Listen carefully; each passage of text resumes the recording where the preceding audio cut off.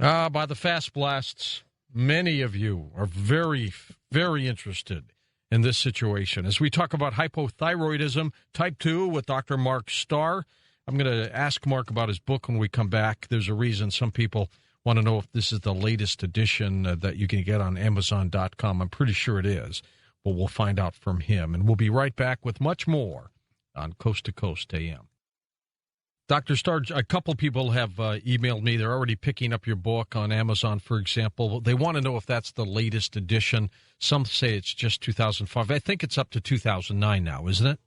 We just finished it last week, and it is the latest edition. It's the fourth print, and Amazon has the latest edition in stock as of yesterday, I believe. All right, very good. Now, let's talk about some of the causes of hypothyroidism. What's out there? Well, as far as environmental, because one of the number one causes is fluoride. Oh, gosh. And there was a research study in 1996. A scientist named Mahmood, M-A-H-M-O-O-D,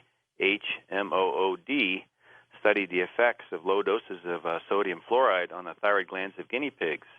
And it basically destroyed their thyroid gland in the dosage that's in the water. So I say in my book that it may be the number one environmental cause of low thyroid. And I was very interested to see, I just happened to pick up a newspaper and saw that last November, cities around the country are still voting to get rid of fluoride in their water or voting to put fluoride in their water. And there were an equal number of cities voting to put it in and take it out. They don't know. Some of the cities that are putting it in just don't understand, and you've got to applaud those that are taking it out. That's correct. There's some great websites. There's one, Fluoride, F-L-U-O-R-I-D-E, fluoridealert.org is an excellent one. There's slweb.org is another. So people can educate themselves on the dangers of fluoride. One of my good friends is Jerry Tennant. He's a medical doctor who did most of the research on the physics computer for LASIK surgery, did his eye surgery residency at Mass General. Mm-hmm. He has done a lot of research on fluoride and its effect on the thyroid. And it's amazing because they're called halides. Iodine is an extremely important part of thyroid function. The thyroid molecule that the thyroid gland makes, the actual hormone, consists of tyrosine, which is an amino acid, and 4 iodine molecules. Well, in the periodic chart, the chemical chart, there's a group of chemicals in the same column called halides, and they include fluorine, which is at the top of the chart. Chlorine and bromine are right below that, and iodine is below all three. So the molecules at the top of the chemical chart, the periodic chart, are more apt. They have a higher affinity for the same receptors in that column. So fluoride, chlorine, and bromine all have a higher affinity to the thyroid molecule than does iodine. Jeez. Now, let me ask you about the fluorine and the fluoride. It's almost in every toothpaste. So do you recommend people start looking for toothpaste without it in there? You bet. Yeah, I recommend non-fluoridated toothpaste. Baking soda is a great thing to brush your teeth with. That's the cheapest one. That works quite well. Yep. And you can buy all sorts of toothpaste, homeopathic types, but I recommend baking soda. What? Also, go ahead. No, you go ahead. No, I finished. Oh, well, why do they say this? It's good for your teeth. Fluoride's good for your teeth. It prevents cavities. Well, that's a long story, but the research shows that it really, Americans don't have any more or less cavities, than Europeans who have the fluoride, have no fluoride in their water or their toothpaste and so on. There's a great book called The Fluoride Deception, and that's on one of those websites that I gave, The Fluoride Deception, and has a long story about how the fluoride came about. And it's not a pretty story, I'm afraid. But so you can have that. Dr. Tennant, and I concur with his research. His website, by the way, is Tennant, T-E-N-N-A-N-T, institute.com. And he has a lot of research showing that he thinks one of the reasons the blood tests don't show type 2 hypothyroidism is because you have fake thyroid.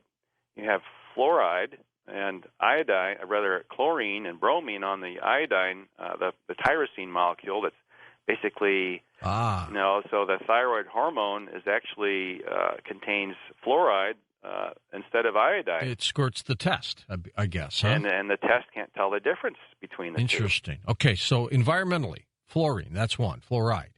What's next? Well, mercury certainly is a booger. Yeah, that's bad. And that was one of my main problems, and it's a difficult problem because a lot of people can't afford to get it out of their mouth and to detoxify. Plastics, the stuff that makes plastic flexible, are called phthalates. Plastics? What about bottled water? We drink the bottle right out of these little plastic jugs. Yeah, well, that's one of the main contributors to type 2 hypothyroidism You're as well. kidding. No, insecticides, pesticides, herbicides, dioxins, PCBs, just about everything that's in everybody blocks thyroid function. Okay, sorry. Let's assume then that we're getting bombarded with things that'll hurt your thyroid. Aside from eliminating all of it, which we can't do, it's not practical, what do we do? I mean, do you take kelp? What do we do? Well, I recommend iodine, and you have to use relatively large dosages. There are a couple of books. One's Breast Cancer and Iodine by Dr. David Derry, D-E-R-R-Y. Another one is Iodine, Why You Need It, Why You Can't Live Without It, by David Brownstein. Dr. Brownstein, BROWNSTEIN.com is his website.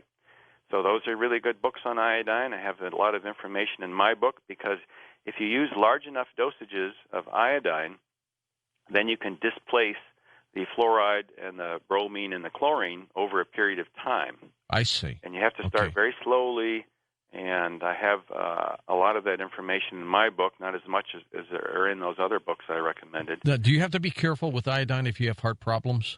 You have to be careful with iodine no matter what, because when you start displacing those toxins, you can become sick. So how do you know how much to ingest? Well, you start very slowly, and that information is in my book and those other books I recommended as well. And my latest print of my book actually has numbers for children.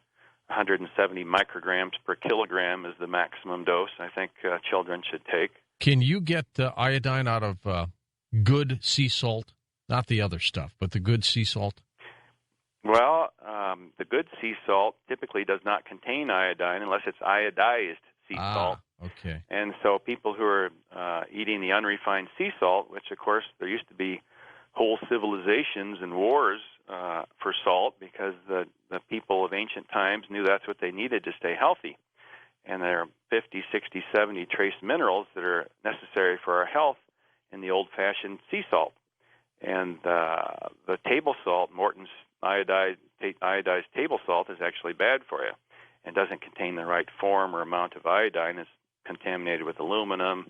And so I recommend sea salt to all my patients for their trace minerals, but they must supplement with additional iodine. And the iodized sea salt doesn't have enough iodine, in my opinion. Okay, I didn't know that. What about kelp? Is there iodine in kelp? There is, but there's not enough to perform the functions to displace all that bromine and fluorine and chlorine. And I also recommend shower filters for everyone because so much of the water is chlorinated, and when you take a hot shower, it goes right through your skin. Right in your skin. Yeah, and so we need to minimize our exposure, so no toothpaste and shower filters and so on. Plus, we need a fairly large dose, many times what the RDA is for iodine. What about a romp every once in a while in the old hot tub that's chlorinated? Is that going to hurt you? Well, I used to swim every day until I found out how toxic I was and what was in the water, because it's city water that I was swimming in, plus they threw a bunch of chlorine in there. So my goal in life is to have a nice filtered lap pool with pretty much free of toxins. Okay.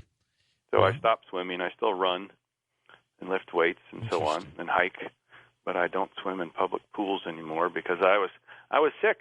I was sick for quite a long time, and I'm thankfully healthy now thanks to lots of different wonderful doctors. You had mentioned desiccated thyroid. What is that?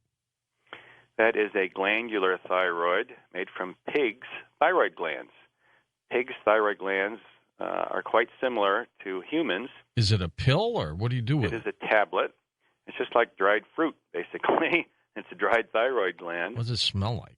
It smells like a pig. Oh, great. Yeah, the Armour thyroid, at least it was bleached. I came out with a new Armour pill that had been unavailable for quite some time, and there was a big brouhaha about maybe the FDA was trying to get rid of the Armour thyroid, and people had a difficult time getting desiccated thyroid for almost 6 to 10 months. It's back on the market now. Is there some quality control here? Because, you really need to be careful that with all these supplements, and I take a lot of them, Mark, you really need to be careful where you get them, don't you? Oh, yes.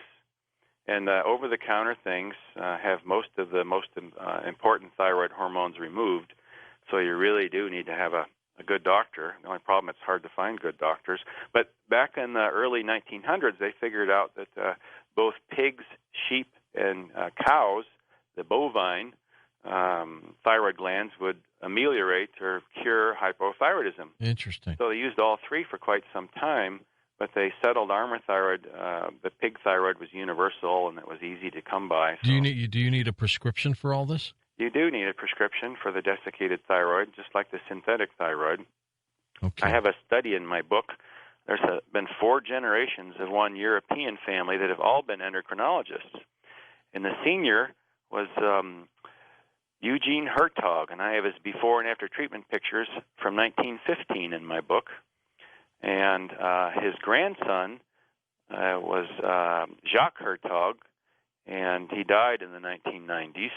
But he did a study that lasted up until his death in Belgium, and they would switch patients from the synthetic thyroid that came into their clinic to the desiccated thyroid, and they reduced the major symptoms of low thyroid by almost 70%. So the old-fashioned thyroid has proven itself to be more effective than the desiccated thyroid. Fatigue a group of these patients that were on the synthetic thyroid came in, and they followed them for almost 2 years, and their symptoms, for instance, constipation, headaches, muscle cramps, depression, joint and muscle pain, cold intolerance, fatigue, were reduced by 70% just by switching to the synthetic thyroid. That's pretty dramatic. Yeah, and I see the same things. And I lectured over in Sweden to the Swedish endocrinologist in September. All right, let's have you explain the basal thermometer test. Okay. People can do this at home, right? Yes. All right, explain it. Okay. So basal means resting. And the basal metabolism is resting, so you have to have a good night's sleep. You aren't supposed to eat or have any activity during the night to speak of, and you're supposed to take the temperature under your armpit the first thing when you wake up in the morning. So you put the thermometer next to your bed, and anyone that still has an old mercury thermometer, I tell them to shake it down over the bed, because they break those things most of the time in the bathroom or somewhere where they're shaking them down and it flies out of their hand. And the amount of mercury in a mercury thermometer, which is about equal to the amount of mercury in a great big amalgam filling, can poison a 5-acre lake. So you do not want to break a mercury thermometer. So make sure you shake them down over your bed and be careful. And so you put the thermometer under your armpit when you wake up in the morning, and the normal temperature should be 97.8 to 98.2 degrees Fahrenheit, and that's equivalent to 36.6 to 36.8 Celsius. And women have to do that who are menstruating during their menstrual cycle, days 2, 3, and 4 of the menstrual cycle. I treat a lot of children, and the children, I ask mom or dad to take their temperature while they're still asleep, or maybe right when they wake up, because a lot of them don't like the test. You can do it in little babies rectally, and the temperature is slightly higher, rectal temperature, 0.8 to 1 degree higher. So it's a very simple test. You do it for a couple of days, and you can typically have your answer. All right. And, unfortunately, the mainstream doctors tell you it's not valid. And they don't have any references to prove it's not valid, but that's dogma. Okay, let's assume you do the test and you realize, you know what, I got hypothyroidism. What do you do? What do you do with that information? Well, you start looking for a good doctor. There aren't that many around because the state medical boards frown upon using thyroid like they used to for over half a century. It's not the standard of care. The standard of care for over 40 years now are treating blood tests with synthetic thyroid. So that's what some doctors would probably prescribe for you. Synthetic. 99% of the doctors are taught to prescribe the synthetic thyroid and treat the blood tests. And, for instance, in that Belgium study, the average dosage of desiccated thyroid was 3 to 4 times what the average dosage is being prescribed these days. In Dr. Derry's book, Breast Cancer and Iodine, he talks about how the dosages that were used to treat hypothyroidism were decreased by over 2/3 in the 1970s. He has the references for that, just based on some 12 and 18-week studies. And it's just a total disaster. I'm sorry. So I would start taking some iodine in very low dosages and increase very slowly so you don't get too sick. Patients with Hashimoto's, which is an autoimmune thyroid problem that doctors are taught that that's the number one cause of hypothyroidism because typically the body's trying to destroy its own thyroid gland, and the thyroid gland eventually fails. All of those people often do not tolerate iodine very well, so you have to be quite careful with iodine if you have Hashimoto's. If you can't find a good doctor, then you can certainly benefit from some over-the-counter bovine thyroid.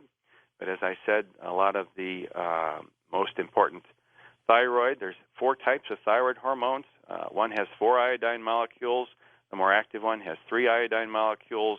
They're called T4, T3. T2 has 2 iodine molecules, and T1 has 1 iodine molecule. And when you say over-the-counter, are you saying non-prescription? That's correct. Okay.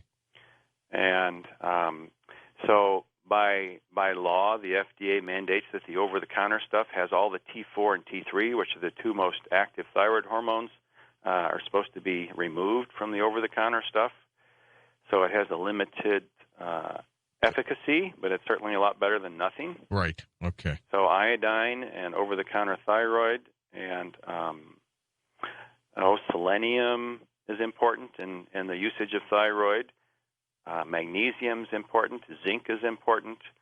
And your adrenal glands have to be functioning relatively well in order to tolerate thyroid.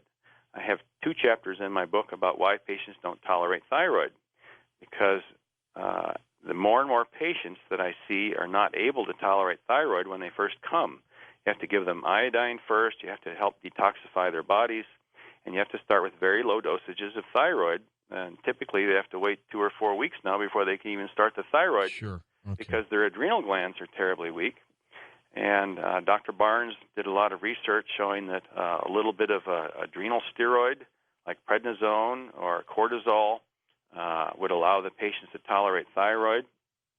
I've been very fortunate, and I figured out that it's infections in the mouth and the iodine deficiency and all the toxic halides, the fluorine, chlorine, and bromine, cause adrenal deficiency. And if the patients can afford it, if we get their mouth fixed. Well, I've got to tell you, you've just done a remarkable service for people, Dr. Mark Starr. We'll be back in a moment with you, and Dr. John Apsley joins us. Then the next hour, Dr. Mark Starr will take your phone calls. The last hour of the program, Joshua P. Warren joins us with his paranormal moment.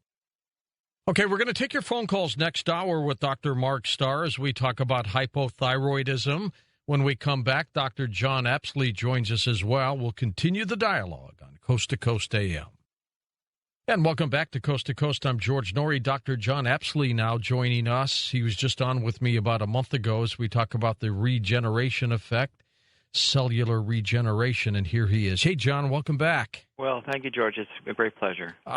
One, I want to thank you for introducing Mark Starr to this program. Oh, my pleasure. The way you have. And tell me, when you were doing your work, especially concentrated on cancer, what did you see about Mark Starr's work that got you to get interested in this? Well, this goes back. It's a great question. It goes back almost 30 years. The guy who started me in this whole line of thinking specialized in constitutional medicine, and his big thing was thyroid. He was an osteopath, and he understood that the weaknesses in our genes could be passed down through our mothers. And so when I read Mark Starr's work, I got so excited I got chills because he nailed it. He nailed it with solid documentation that I had never been able to put together, so I owe him a great debt. And it's the only truly essential hormone. I mean, there are others you have to have too, but in terms of life and death, within minutes, within hours, you're dead if you don't have any thyroid hormone. It's the master hormone. And here's the problem. Here's what all of your listeners should understand. The common prescription for low thyroid conditions is what's called T4. It's a synthetic that's inactive in the body. It has to be converted to T3. Well, you have to have T3 to convert it, T4 into T3 to begin with. But T4 appears from all studies that I've seen to turn off the body's reason for trying to make its own thyroid hormone. So not only does the drug not work like the bioactive form of T3, but it gives blood work signals to physicians who are monitoring their patient's blood that indicates that the patient has enough thyroid hormone in their body when it's not active. So it's just a real catch-22. All right. So, yeah. Let's bring Mark in with us again here. Mark, here's Dr. John. Hi, Dr. John. How do you do, sir? I'm very well. Thank you so much for all your help. Well, no, I'm grateful to you. So. Well, it's great support there on both of you for doing this. I've always said if we can just help one person, that makes the entire program worthwhile. And I think you're doing much more than that, both of what you've done, John, and what you're doing, Mark, as well.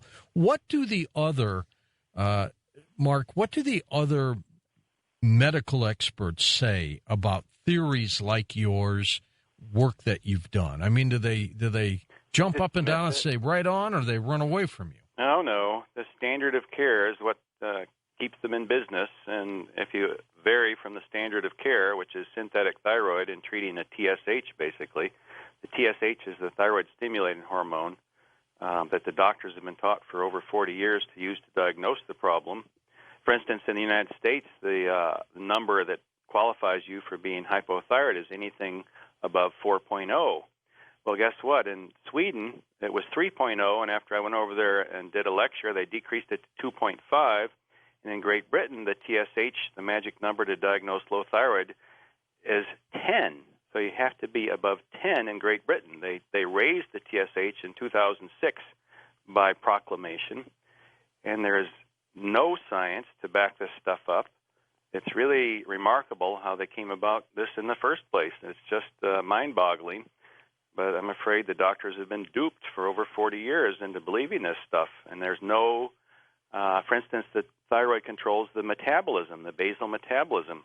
And I presented research of Dr. Sonkin, my teacher, as well as my research, that showed that patients' metabolism could be as much as 48% below normal and still have a normal TSH.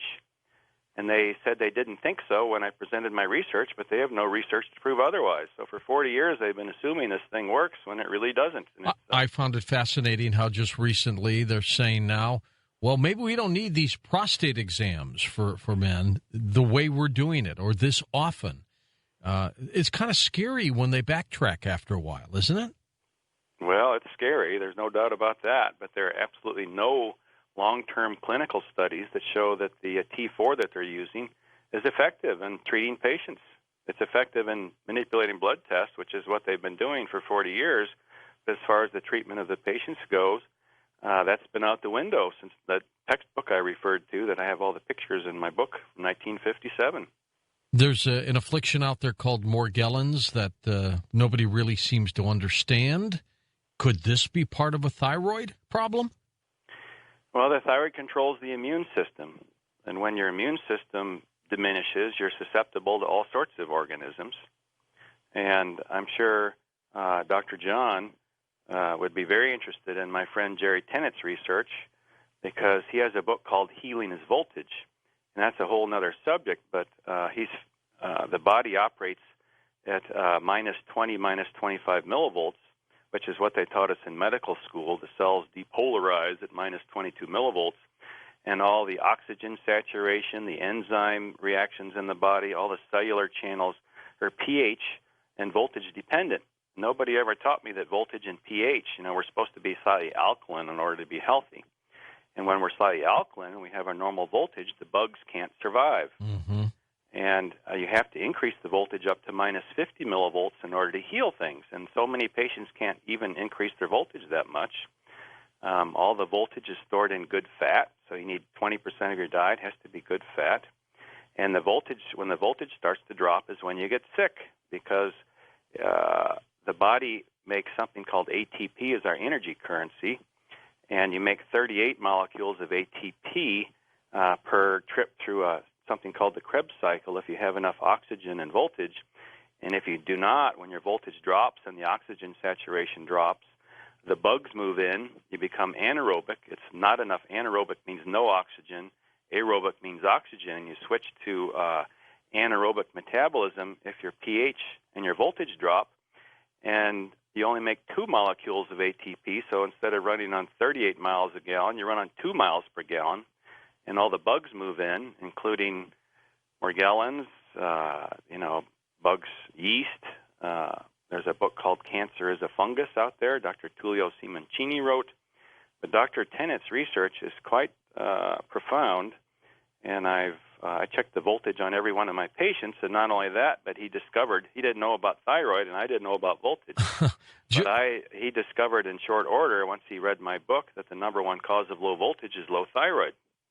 John, how difficult is it for people just to monitor their own physical situation and try to fix it? That's a great question. I'm going to be giving a speech at a keynote lecture at Health Freedom Expo in Chicago in June, and what we're going to talk about is exactly what Mark is talking about now, that what's actually happened, and this is how people can monitor themselves at home, is that back in the 1930s, there was no adequate way to test for low thyroid except through a basal metabolic chamber, which was a 6-hour test. Well, Rhoda Barnes, MD, PhD, that Mark, I'm sure, has referred to, was the first to show conclusively that the underarm temperature, which is real simple, anyone can do it, is just as accurate as the 6-hour metabolic chamber was. Well, in the 50s, they decided to take a group of maybe 10 or 12,000 college kids, most of which were low thyroid, and just pronounced that they were healthy because they were 20 years old, and they took all their blood and started figuring out what the blood parameters should be. Well, doctors who were all taught to view the patient through an exam and through the clinical findings as the primary. Then you do blood workup and other diagnostics to confirm or rule out what you see in your clinical impressions. Well, it's become backwards. Now we rely upon blood work, which is inaccurate, because if you were to take a simple study, and with what Mark was saying, just take the temperatures under the arm at the basal point first thing in the morning when you wake up, and you'd see that all these people taking synthetic T4 had low body temperatures. Yeah. It's right there for everybody to see. It's right there. That's right, George. Yeah. That is truly amazing. Great question. Now, the work that you were saying, Mark, really don't have any studies going on here. Why not? It would seem so simple to study this. Well, I hate to point fingers, but the number one moneymaker for thyroid companies are cholesterol-lowering drugs. And as I said earlier... the statins, right? The statins. And that's high cholesterol for half a century meant you were low thyroid. You can also have high cholesterol if you eat a bunch of quick food, because the liver is mostly fat. And if the liver is not functioning, then it can't process the cholesterol properly. But the number one cause is low thyroid. And so the number two moneymaker after statins are synthetic thyroid hormones. So it seems as if the number one and number two moneymakers in the pharmaceutical industry are exactly what thyroid treats. And then you throw in all the antidepressants and all the drugs for pain, joint and muscle pain.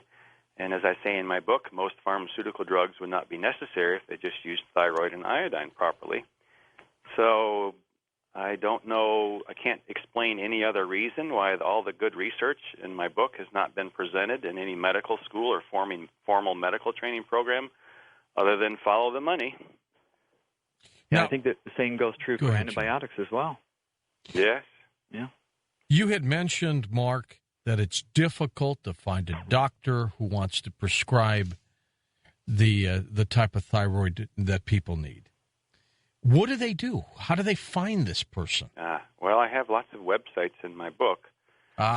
There's some doctors I would highly recommend, but they're few and far between, scattered around the country. They're great doctors, and some of them have had problems with their medical boards because that's one reason I'm in Arizona. I have a homeopathic medical license, and I'm not under the auspices of the Federation of State Medical Boards. So it's difficult to find good doctors. The Broda Barnes Foundation has a list of doctors. AboutThyroid.com is a great website, Mary Showman's website. So it's AboutThyroid.com. They have patients reporting on which doctors are able to help the most. There's another website I have in my book called StopTheThyroidMadness.com. They also recommend doctors on that website. I have homeopathic physician websites and other groups of doctors that are integrated medicine doctors, many of whom know how to use thyroid. So I have a number of different references in the latest print of my book that people can search out. Good for you. I think it's so important. John, this is probably one of the most important programs that we've done with you and with Dr. Mark Starr over the past month, both of you. I think it's just critical, don't you? I do. I really do. I'm so excited you have him on.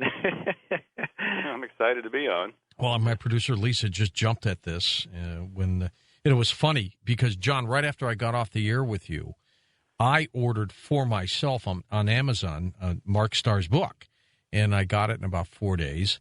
And then, sure enough, in rolls another one with my producer saying, I assume you wanted us to do this show, and there it was again. So that copy has been stolen from me already. Yeah, what's going on with that, Mark? They ran out on Amazon. Are you printing up another set or what? Yes, we just printed another 20,000. Oh, great. And there's more information. I have an epilogue with all of my results for the last 16 years.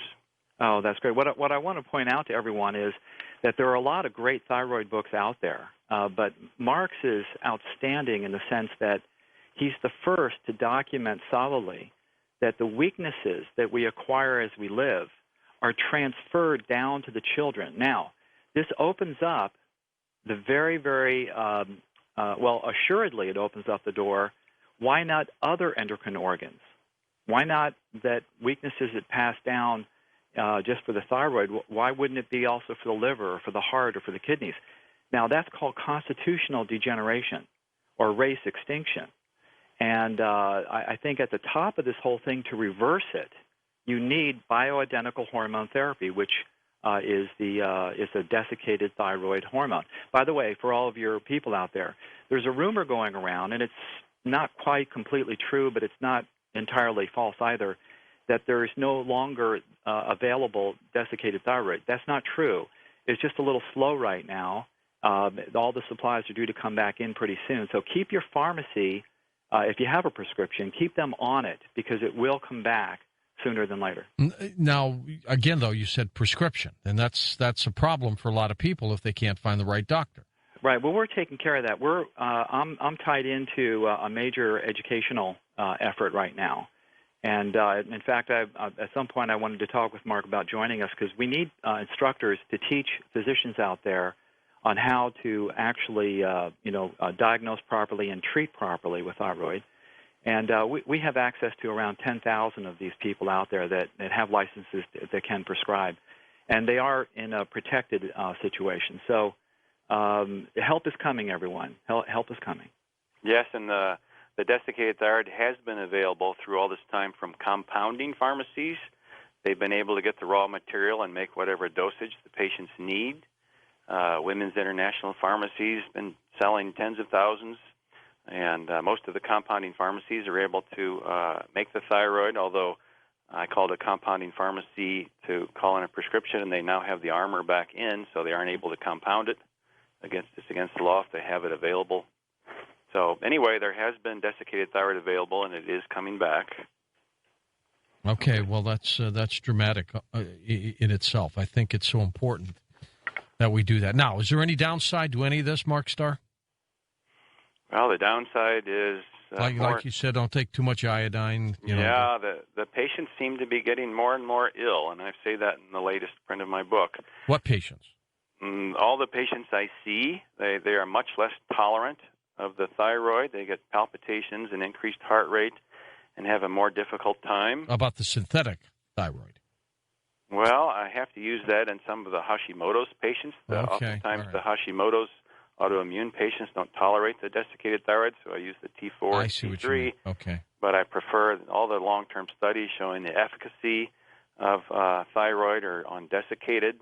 There are no long-term studies showing effectiveness of the synthetic thyroid. And so you have to be careful because you can develop rapid heart rates and irregular heart rates like atrial fibrillation. Oh, you don't want that. But No. let me just say this, because this is probably new information to some of the people listening. The receptor sites in the body, if there's not enough thyroid, there's a whole bunch more than should be. So when you first start taking thyroid hormone the proper way, those extra receptor sites need time to get out of the way and downregulate, it's called, where they disappear. So if you have initial symptoms of palpitations or whatever, you just lower the dose down to tolerance, and then slowly begin to build back up again according to your symptoms and also your underarm temperature. That way, you and your doctor can figure out the right prescription for you, the right dosage level, and get past that initial experience of what we call an untoward effect. Also, by the time that someone gets really low in thyroid, there's two other things that have occurred. Number one, they're low in potassium, which keeps the heart beating regularly. So adding in a good potassium supplement can really help. And number two, the adrenals are burned out. So those folks that don't tolerate thyroid medication should also take like a glandular extract of adrenal. You can buy that in any health food store.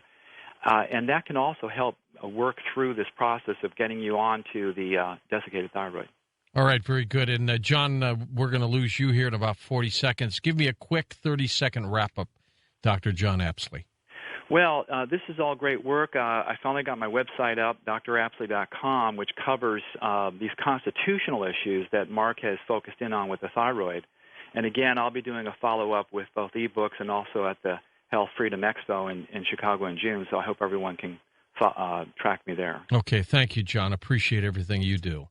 Dr. John Apsley, his website, drapsley.com. Now, we'll be back in just a moment. We'll take your phone calls now. I know you've been waiting for the last 2 hours to do this with Dr. Mark Starr, author of Hypothyroidism Type 2. We'll take your calls next on Coast to Coast AM. If you need to email me, that's George at coasttocoastam.com.